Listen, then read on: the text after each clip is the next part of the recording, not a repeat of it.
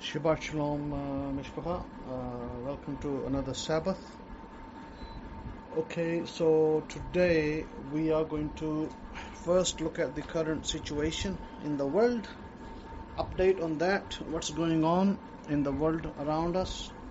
And although you may not know too much of the happenings over there, they may not report it in the news accurately because they're, like I said many times, media reporting in the West is kept, I guess, under surveillance is probably the better word. So what's happening is that the war between Ukraine and Russia. Okay, first on that. Russia, is setting up its missile bases around Eastern Europe because Russia feels that there may be a threat from NATO in the future because they are encroaching nations in the east and trying to put their bases there. They're also trying to join Eastern European nations, Ukraine being one of them in the east, so that they can use these as bases for spy operations in the east, maybe wars down the road and things like that. So that's why Russia is placing its missiles in different areas. Now, Europe has dealings with Ukraine, not only buying grain and gas which comes through Ukraine, although the payment goes to Russia, I guess, but they also have they also do things which are not always international law. Basically, they are against international law. Because they're against international law, they are kind of done under the radar in countries like Ukraine. Ukraine is a highly corrupt country.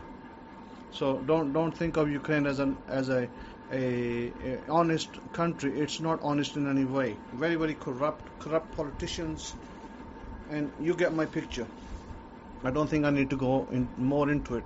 But having said that, Europe has said to Russia that we're going to take your assets, $300 billion worth in Europe, maybe in the markets, maybe in the shape of bonds, other things, other instruments, and they said we're going to confiscate it and give it to Ukraine as aid.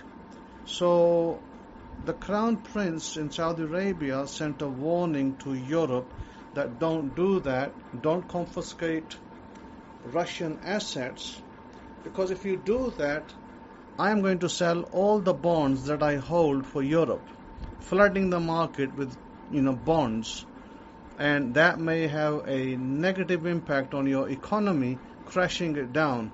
So that's basically what's happening in the East. So other than that, what has happened is the war that is going on in the Middle East between Hezbollah, Israel, and Hamas. Hezbollah has used drones that are perhaps capable of jamming radar systems in Israel, and they've been able to get through their radars in Israel and been able to capture pictures of key bases and send it back. Obviously send it back to Hezbollah, maybe Hamas have them as well, definitely Iran has it as well. So, when Israel sent in its warplanes in Lebanon recently, Hezbollah took no action against them because Hezbollah has asked Russia to give us the S-400 system that we may place it here for a strong air defense. However, I think that's still going on between Russia and Hezbollah, whether Russia is going to do that or not. But in the meantime, they do have some kind of capability to destroy F-35 fighters that Israel sends. So Israel was careful not to bomb Lebanon in the first run, just to do a recce and just to see what happens off the ground, and they did nothing. They just stayed silent. They issued no attacks, no rockets, nothing, not a single bullet was fired on the planes. So They are waiting for a full-scale attack before they attack back. And because they have information, key information, and what Israel used to do is they used to send wormware, spyware into like a printer that's going to be plugged into the nuclear plant in Iran, and they would try to disrupt their communication systems with that, and hack or spy like that. And similarly, the same game has been played on Israel by Iran. Iran sent spyware into Israeli software or their aerial systems. And what happened is that now they have got spyware in Israeli systems, and Israel's system is hacked, and Israel knows this. But of course Israel is not going to tell the world, because it will be shameful for them to tell the world that, hey, we've been hacked.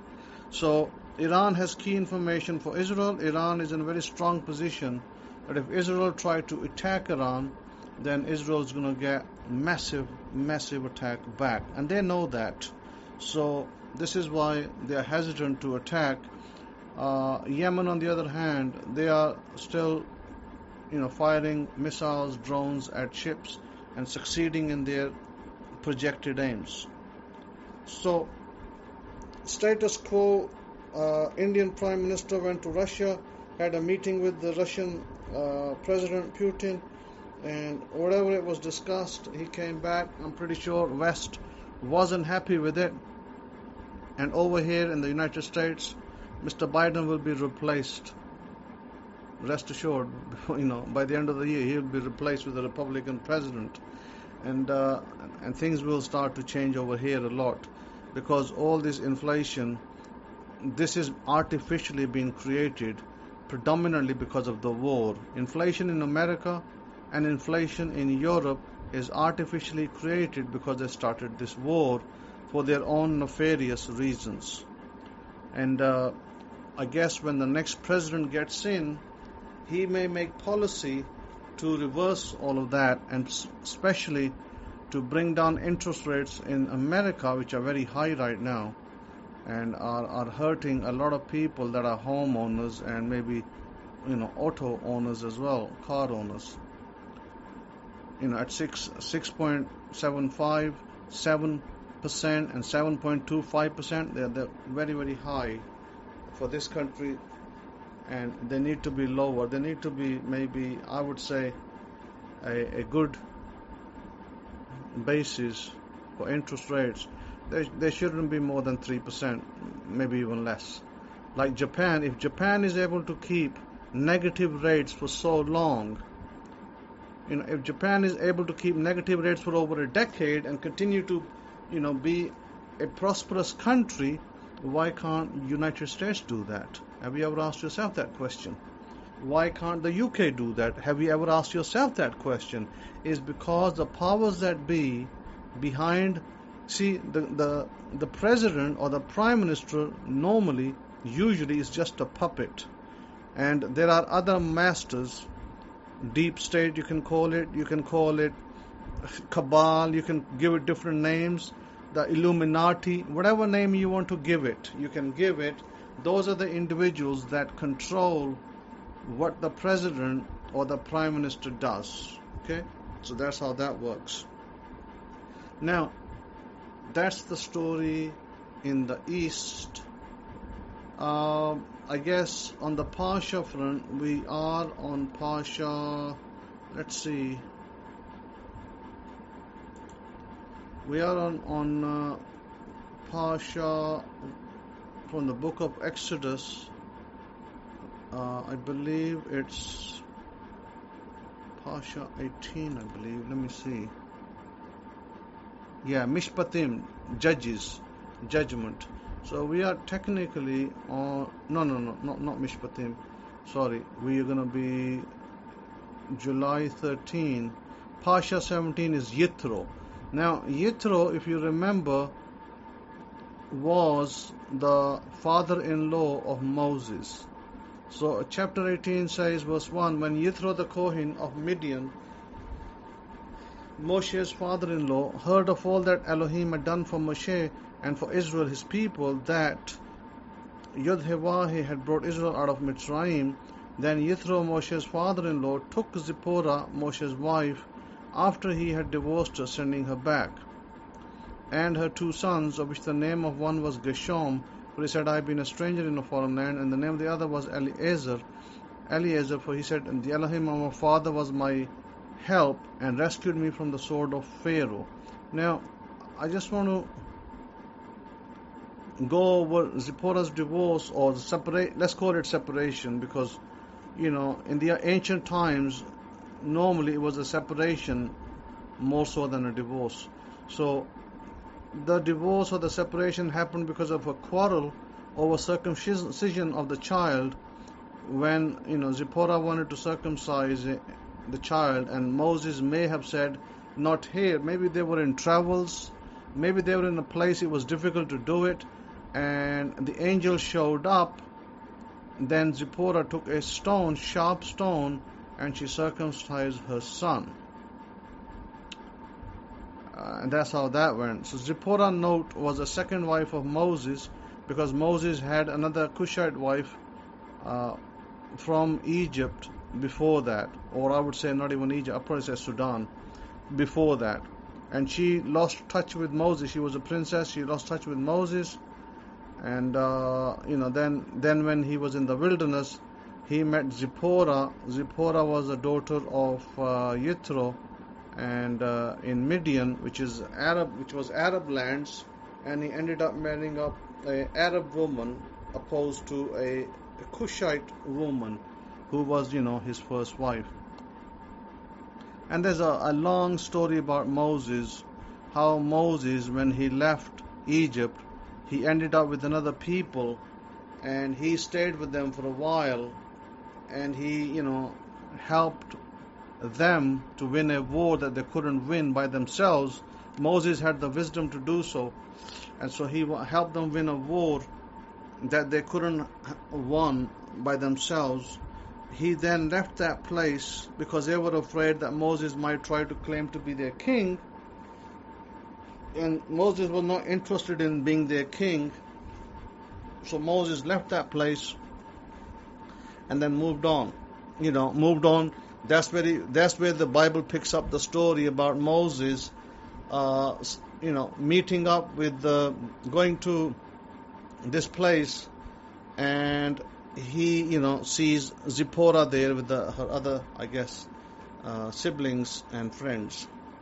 And that's how that relationship transpired, where the part of the story, the Bible does not give part of the story, but it is in additional text that the Jews hold, where we are told that what had happened is when Moses had freed or helped Zipporah with the shepherds in that little quarrel they had, and then Moses, when he went to see Zipporah's father, he basically captured him for a time and put him in this little prison that he made.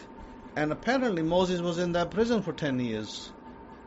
The Bible does not speak about that event, but the extra books do.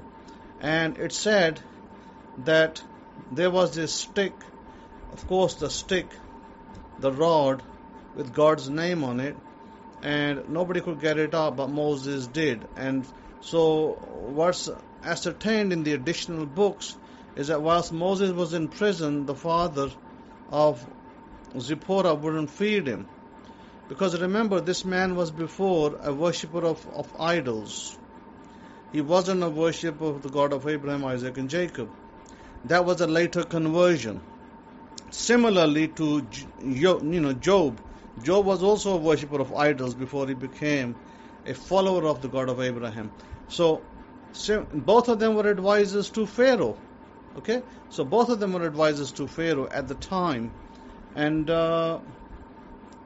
so what the additional books tell us is that after Jethro had imprisoned Moses, the daughter of Jethro would feed Moses for a decade secretively. And then one day there was this rod, and Jethro said, whoever has the Spirit of God on him will be able to pull this rod out, which had God's name. And then Moses pulls it out, and that's when Jethro realizes that Moses was telling the truth about his origins, and so he releases Moses. And then he marries Zipporah to Moses, and so therefore that's how that marriage took place. And that is when Jethro became a follower of the God of Abraham. Now, like I said, all that story is missing in the Torah. I guess, it wasn't relevant to be put in there, and it appears in additional books that are out there. So, having said that, when Moses goes to free the people or the children of Israel, we are told in verse 8 of Exodus chapter 17 that Moshe told his father-in-law all that Yudhevahe had done to Pharaoh and to the Mitzrayim for Israel's sake, all the hardships that come upon them on the way, and how Yudhevahe had rescued them. And Jethro rejoiced for all the good which Yudhevahe had done for Israel, whom he had rescued out of the land, or out of the hand of Mitzrayim. So, and Yithro said, Increaser be Yudhevahe, who has rescued you out of the hand of Mitzrayim and out of the hand of Pharaoh, and who has rescued the people from under the hand of Mitzrayim. Now I know that Yudhevahe is greater than all the past. See this verse here, verse 11? Now I know that Yudhevahe is greater, meaning this man was before a worshipper of idols. He did not believe that the God of Abraham was the most powerful being in the planet. This knowledge came to him after Moses had defeated Pharaoh and brought the children of Israel out. That is why Yithro then takes his daughter, he makes burnt offerings, sacrifices to God, and he brings his daughter back after the separation and the children, and he hands them back to Moses. Here is your wife, now you take care of her. And so that's how that story, by the way, transpired. Okay? And we're then told that, let's see, what are we told here? Yeah, this one here in verse 19. In the 3rd month, after the children of Israel had gone out of the land of Mitzrayim, the same day they came to the wilderness of Sinai. For they had departed from Rephidim and had come to the wilderness of Sinai and camped in the wilderness, and Israel camped there before the mountain. Now, what mountain? This is not the mountain that most Christians go to today in Egypt. That is not the mountain. That is a fake mountain. The real mountain where Moses was speaking to God is a mountain in Saudi Arabia that still has that black burning, the rocks that burned when God descended in His glory. They are still there in Al-Bad, place called Al-Bad. It's highly protected. It's now, enclosed with a fence, and people are not allowed to go inside it. Before, they left it open, and tourists will go there and take pictures and stuff. But now tourists are not allowed to go inside the area. You can probably take pictures from at a distance, but you're not allowed to go. But you can see, even if you searched on the internet, you will see that Al-Bad, where the mountain is in Saudi Arabia. Remember, Saudi Arabia is also a holy land. Remember that. So, because the God of Abraham descended over there and descended upon the mountain. It's a holy mountain. It still is holy today. And so it's protected, which is interesting. It's, the mountain where God came. It's where the trumpets were blown by the angels. It's amazing, it's an amazing place. It's wilderness. And there's still signs there. There's signs of Egypt, these Israelites that came, there's signs of them being there, which is also very interesting. Because they left craftings, they've left, images on the mountain stones and stuff like that, so you could tell that they were there. Now, what's more interesting is that, a lot of people ignorantly believe that Saudi Arabia is only a Muslim country and, that's how it's ever been. No, that's not how it's been. Saudi Arabia, prior to Islam, had a lot of idol worship as well. And prior to Islam, how do you think the Jews ended up in Medina? Have you ever thought about that? The Muslim holy book, the Quran, speaks extensively about Jews. And then the Muslim writings speak about Jews of Medina. And so how did the Jews end up in Saudi Arabia? I've ever wondered. Is because those Jews knew that the mountain was in Saudi Arabia, so they were living close by. They were not far away from that mountain because they knew there's a holy place. This is the holy place. This is a holy country. So they had all set up business in Medina. That's where most of them lived. They were merchants. They were craftsmen. They were jewelers. Goldsmiths. And they had extensive businesses over there. So all of that was happening there. Because anciently our people crossed through Saudi Arabia to go back into Israel. Now, I'm going to go a little bit off topic and take you to another topic, to the books of the gospel. I asked this question to somebody wrote to me. I'm not sure who that somebody is, but he asked me a question about, some question. What was his question? Oh yeah, his question was about the sources of the Abrahamic Faith Bible. When it used to be called Abrahamic Faith, and now it's called Hidden Truths Hebraic Scrolls. He didn't know that, so I told him it's now called Hidden Truths Hebraic Scrolls. He asked me the sources, and I told him that the sources of this Bible translation, they came from the Hebrew, Aramaic, Greek, and Hebrew sources. So I said, perhaps you don't know that we did have the Hebrew Gospels. Perhaps you don't know that. And perhaps you don't know that we had the Hebrew letters in Hebrew as well. The so-called letters of Paul and so-called letters of Peter and Yohanan, etc., John, they were in Hebrew too. But I said the reason why you don't find these now, because the only thing you find on the internet is the book of Matthew, which they speak about Hebrew Matthew, but they won't tell you that the other books were in Hebrew as well, and they have them. And most likely that the church, the Catholic Church, probably holds that in its vault. Just like they hold the ancient menorah in their vault, the golden menorah, the golden lamp from the temple is with them as well.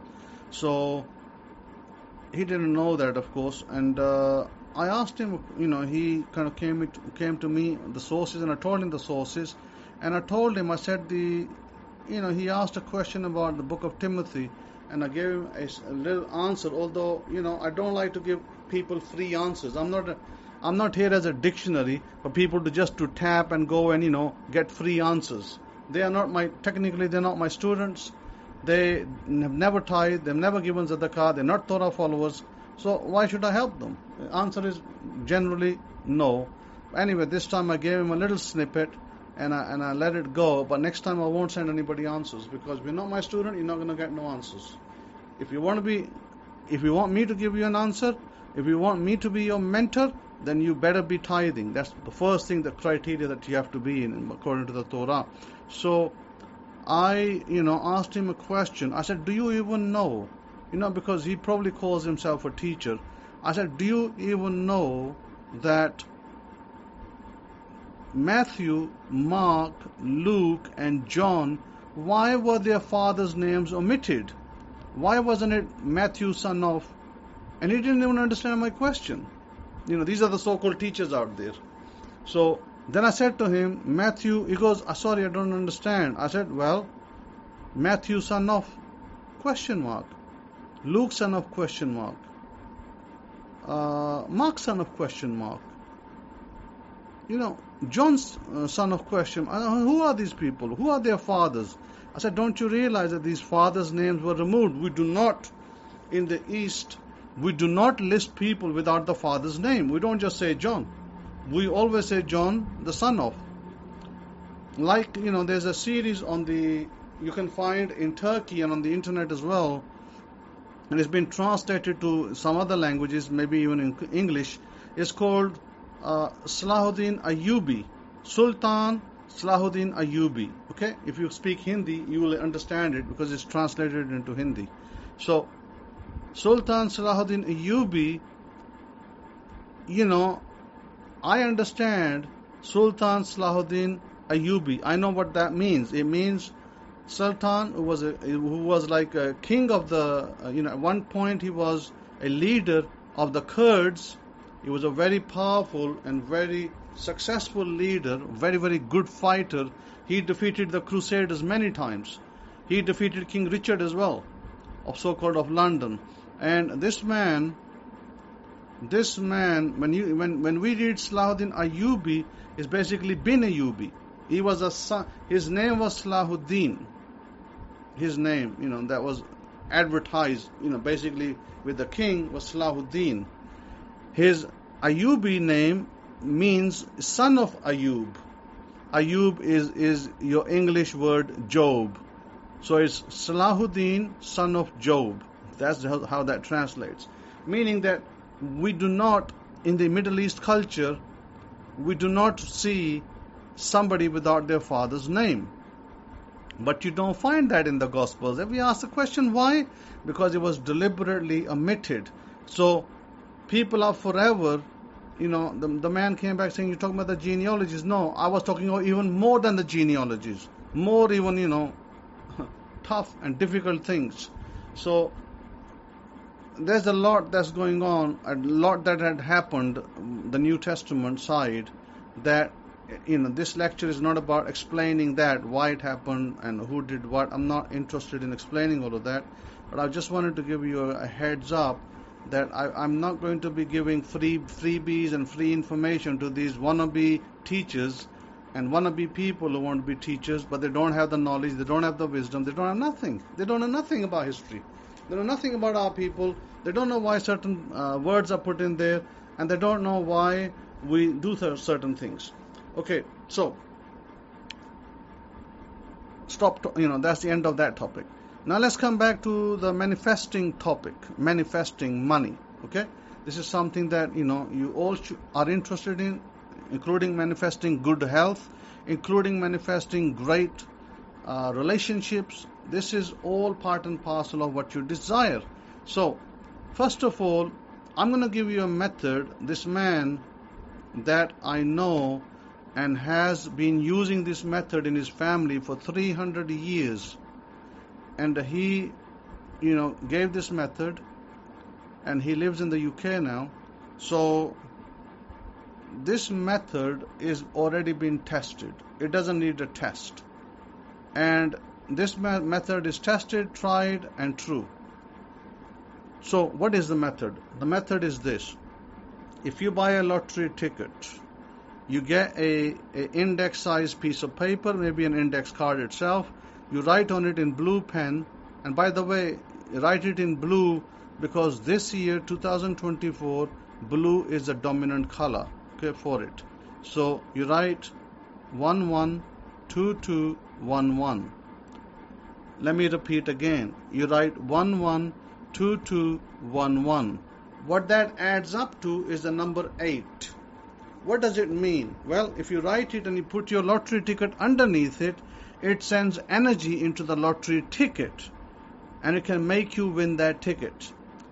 What about your wallet? Yes, you can put a little piece of paper in front of your notes, your bigger notes. Maybe you separate your big notes from your small notes. And where you keep your big notes, you put this paper 112211 right at the front. If you have a safe, you put that piece of paper on top of your money in the safe. So wherever you keep your money, you keep this paper on top of your money. These numbers generate energy. And I heard testimonies of women saying, one woman said that when she did that, she did this technique and she got, money started to multiply for her. Okay? There is another technique. By the way, there's another technique. And I think maybe it's technique of numbers. Maybe in America or wherever you are in UK or Europe or in the East, maybe you can try that with your spouse. Apparently, by the way, this technique, and this is not my technique. I'm not saying that I invented this. No, this came from that fellow, whose family had it for 300 years. So he said this. He said that if you take 4,400 of your local currency, whatever currency that is, maybe it's rupee, maybe it's pound, maybe it's dollar, maybe it's, Swiss franc, maybe it's some other currency in the world. He said you take 4,000, a husband should take 4,400 of their currency and give it to their spouse as a gift. Okay? Give it to their wife as a gift. And the wife may ask why? Well, it's a gift. Okay? And if you do that, the money will get multiplied by 10. Okay? 10 times. So if you give 4,400 in dollars, I can work it out here on my phone. What's the multiplication times 10 of that money? And let me see. The multiplication of that money times 10, if we take 4,400 times 10, is $44,000. So if you are an American and you give your wife 4,400 cash, this is not a raining check, by the way. It's not like, oh, dear, I'll give you a rain check. No, this is cash. Or you give it as a check. You gave your wife a cash, or maybe you transferred 4,400 to her account. Your wife will be very happy. She'll be like jumping with joy. And then you can expect a 10 times minimum. I'm talking about a minimum amount. You can expect a minimum amount times 10 of that. That'd be 44,000, whatever your currency is. If it's rupees, 44,000 rupees. If it's, dollars, $44,000. If it's pounds, 44,000 pounds. If it's, euros, 44,000 euros. 44,000 Australian dollars, 44,000 Canadian dollars, etc. Whatever, you get my drift. But the money has to be given to your wife through the husband. That's a technique that is tried, tested, and it works. I heard women in the East talking about that technique. Some of them living in Europe, some of them living in Pakistan, and they were saying that my husband gave me the 4,400, and then one woman said he got $1,200 back. And by the way, this is in Pakistan, not in UK, not in America. He gave her only 4,400 of the local currency, local rupees. And Pakistani 4,400 rupees, if you divide it by, the amount $278, is $15.82. So for giving $15.82, the man got back $1,200. That's one man. Second man got back, let me tell you, in Pakistan, second man got back $10,800 in a business. Somebody gave him money in some kind of business venture after he gave his wife 4,400 rupees. Now, like I said, you can do it in dollars. $4,400 to your wife would translate to $44,000 minimum, back or plus. Now you might say, what about the time? Well, there's no time given. The time is that it can happen within the next 2, 3, 4 weeks. It can happen. Okay? That's the time period.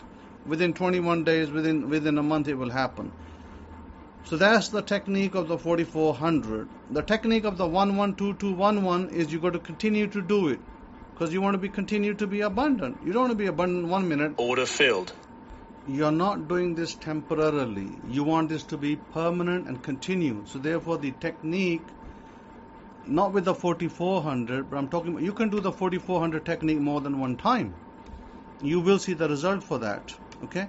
Now there was a woman in the UK that said that after she did this, she started to generate her online business, which wasn't running so great first. Then she started to generate $40,000 out of that every month. Okay, so different places, different countries, different currencies, different results based on your currencies that you are dealing with. So yeah, it works for them. It works. It's not, it's not a test thing. It works. Okay, so you do it. It works. 112211. It works. Put it on top of your, buy the lottery ticket. Put 112211 note, on a piece of paper on top of it. Keep your lottery under it. It will give it energy. 8 is a very powerful number. You already know that. In the Chinese culture, Feng Shui, as they call it, Feng Shui. In Feng Shui, they believe that 8 is a number of abundance. In the Bible, a lot of people believe that 8 is a number of new beginnings. 8 is 4 plus 4. However, it's a good number. However, I want you to just do it. If you're, whichever of those techniques you're able to do it without fear, without worry, because it's not a test. You want abundance, you do it. Simple. Okay? So that's that. Now, you do already have the technique given to you that you imagine that you have $6 million in your account, and like I told you, you can visualize that you are before. There's 2 ways to do this. First visualization method is you come before a cloud and you ask the cloud to give you, cloud is a representation of God. You ask the cloud to give you $6 million. The cloud, in cloud-like hands, those come out of the cloud, and they each time the hands pop out, they're giving you $1 million, and you're placing it on your ground, and you place, let's say you place $6 million on the ground. You run that imagination every day. The other way to do it is you imagine yourself going in a car, and you go through a drive-through in something called Universal Bank. You drive through a car, you go to the bank, cash teller's window. The cash teller opens their window, and then you don't say nothing to them. They are counting $10,000 lots. So they count. You can see the machine, the money machine running. They're counting $10,000 5 times, and they take out $50,000 and they put it to one side and they put it in an envelope. Then they count 10,000 5 times again. Then another 50,000, they put it in a second envelope, and they take the 2 envelopes and they give it to you. You take it, you say thank you, and you go.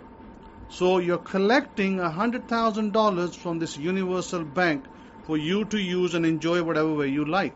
Okay, that's the 2 techniques I want you to adopt and I want you to do.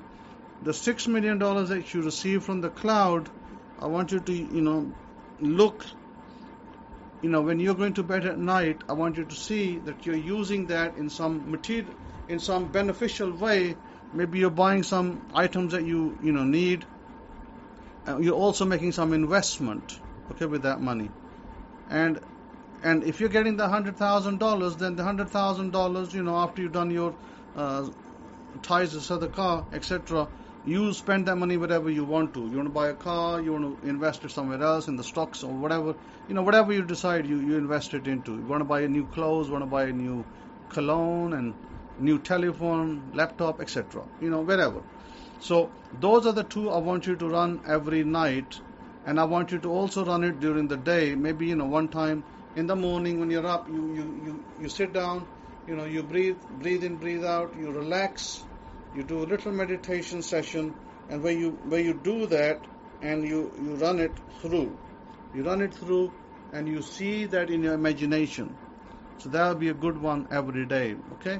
So I think that what I'd like to hear is those of you who try this, the 112211 method, and those of you who do the 4400, those of you who are capable of giving your wife, your spouse 4400, then please let me know.